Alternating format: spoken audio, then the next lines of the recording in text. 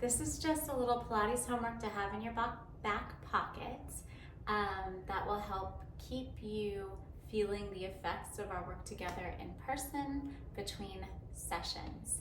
So to begin, we're simply going to start without any props. You really don't need anything for this at all. Just start first lying on your side. It can be whichever side you'd like. I'm going to start on the right. You can rest your ear on your bicep. Reach your right arm out in front of you. On your left side, it would be the opposite arm. And just start to open up your arm. As you do so, let your whole body rotate up toward the ceiling. You don't have to worry about keeping your knees level. Let them do what they may. And then exhale, come all of the way back. And again, inhale, just open up, feeling that nice stretch across the front of your chest. It should almost feel like a yawn. And then exhale, come all of the way back. Make a little pillow with your arm for your ear to rest on. Or if you have a little pillow to place under your head, that might feel nice. But you really don't need much. We'll just do this one more time, please. Inhale. Open up across the front of your chest like a nice big yawn. And then exhale. Just come back to center and be here. Again, resting your ear on your bicep. Just bend your knees to about 90 degrees. And then take a moment to imagine the center line running through the top of your head, through your skull, through your rib cage, through your pelvis. Infinitely, it runs in both directions.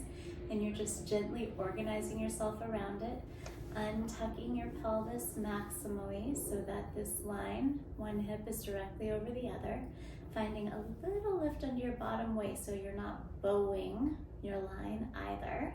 And then from here, just imagine creating maximum space between right hip, half, and left, or right sitting bone, you can even think of, and left. Picking your top leg up, letting your foot be relaxed. You simply hold it here. Just hold it. Nothing fancy. Make sure there's a nice deep crease here. No tuck in your pelvis. Hold, hold, hold. And then lower it and release the effort entirely, almost as important as anything else. And again, you lift it up and just hold. Again, watching your organization around that core line. Hold, hold. And lower. And again, just pick it up. Lots of space between your hips. Almost even think of pressing down with your bottom leg to pick your top leg up. Holding, hold, hold. And lower. 2 more times. Lift up and hold. Just hold it. I like to think of almost, I'm going to say, broadening the inner landscape of my pelvis. Keeping these lateral knee ligaments, foot and ankle relaxed, and lower. 1 more time for today. Just lift up and hold. Now keep your leg lifted and in the same shape that it is in. And just use this glute med, this muscle right here, to pick the weight of your leg up another inch and down an inch. To lift it and lower it. And if you feel this going into your back, you notice your hip is hiking and your back is shortening, just rework that inner spaciousness of your pelvis and lower, like you're really trying to create more space inside of it. Toning that glute med to pick up the weight of your leg and lower it. 2 more times. 9. And last one, it's about 10. Lower all the way. Let it go. And then move your knees away from you a little bit. Keep them together. And then smooth open your whole SI joint. Rotate this femur internally so much so that your foot lifts. And then you set it down. And again, internal rotation and release. Internal rotation and release. Just about 5 times, almost as if you're taking this top hip and closing it toward the mat. Good, 1 more. rotation. Release. Good. And then take all of this, please, onto your forearms and knees. You come into this position. Keep your body gathered around that same center line.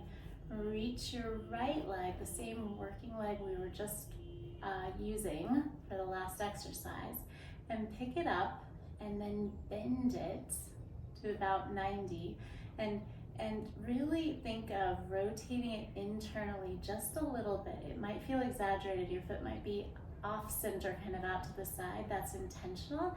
Try to maintain that so that this quadricep muscle is perfectly parallel to the ground beneath it. Keep that as you barely pick your leg up and lower it without moving anything else. So it's not a lumbar gesture. It's not a big, grand movement. It's just a tiny little lift and lower, tiny little lift and lower that's activating this big mover, your glute max. It's small. You shouldn't feel or don't want to feel the hamstrings. Your hamstrings overworking. Again, it's so common to go into external rotation.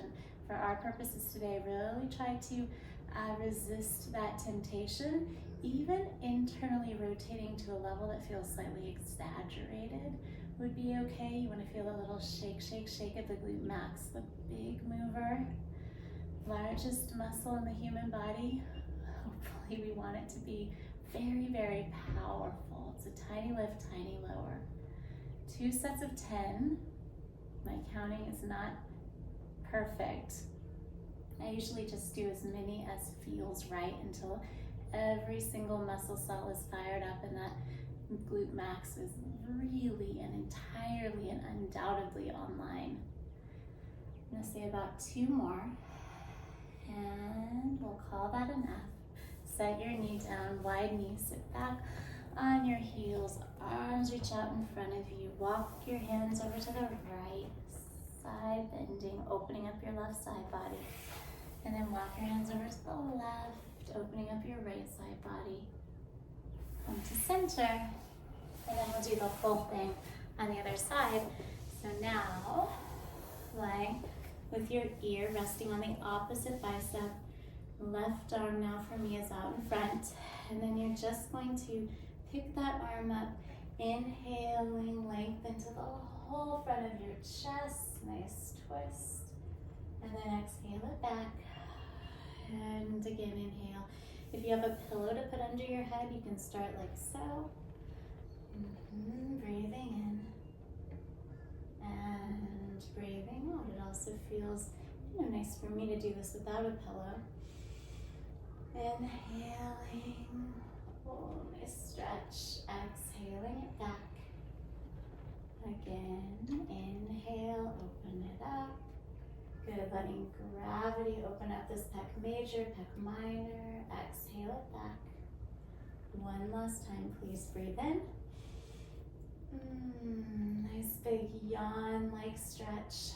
Exhale back, and then rest your ear on your bicep. Find that 90-degree angle, organizing yourself around your center line. Bottom waist is lifted.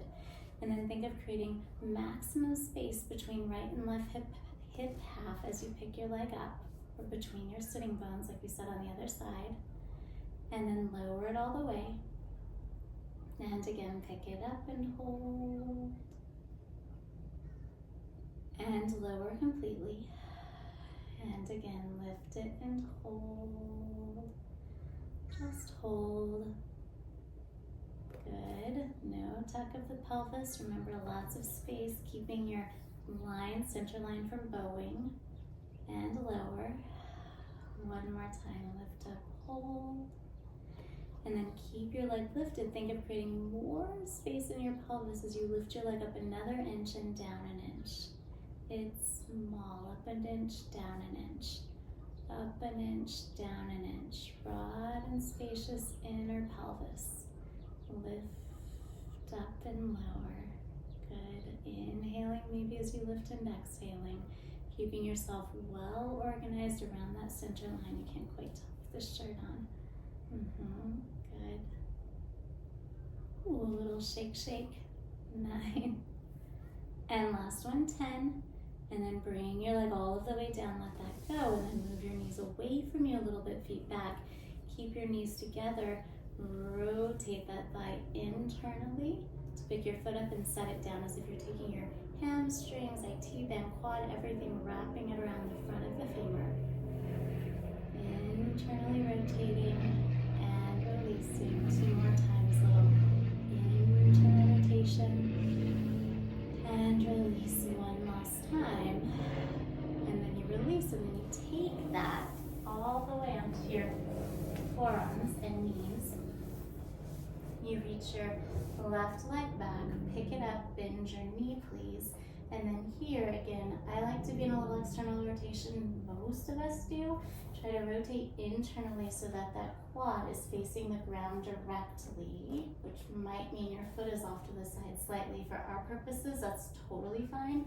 And then you just barely lift and lower, really isolating that hip extension, lifting a touch and lowering, keeping it small and well controlled so that the hamstrings are sort of out of the equation, especially if there's ever been a hamstring injury. We're trying to really nurture that by toning the glute max. That will support it in its healing. And you know you're in it if you're keeping your quad parallel to the ground beneath it, and you're feeling the shake, shake, shake of that glute max firing to extend your hip again. None of this, right? The back is staying pretty still. You're just using the glute max to extend the hip a little and lower. It's so small, it's so subtle. I almost say less is more when you're doing this. Really barely lift, barely lower. Barely lift, barely lower. Oh, 5 more. 4. 2. And 1. Set your knee down. Sit back onto your heels in your child's pose. Deep breath in.